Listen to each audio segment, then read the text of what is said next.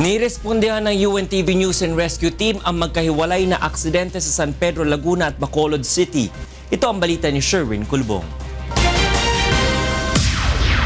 Sa Bacolod City, nilapatan ng pangunang lunas ng UNTV News and Rescue Team si Jessie De La Torre, 28 anyos na nagtamo ng sugat sa iba't ibang bahagi ng katawan matapos maaksidente sa Purok Cereza, Barangay 3, Bacolod City kaninang madaling araw.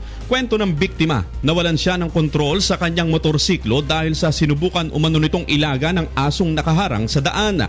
Matapos lapatan ng pangunang lunas, dinala si De La Torre sa Corazon Locsin, Montelibano Memorial Regional Hospital. At sa Laguna, tinulungan ng UNTV News and Rescue Team ang dalawang lalaking nabangga umano ng isang motorsiklo sa National Highway ng Barangay Nueva, San Pedro, Laguna kahapon ng hapon.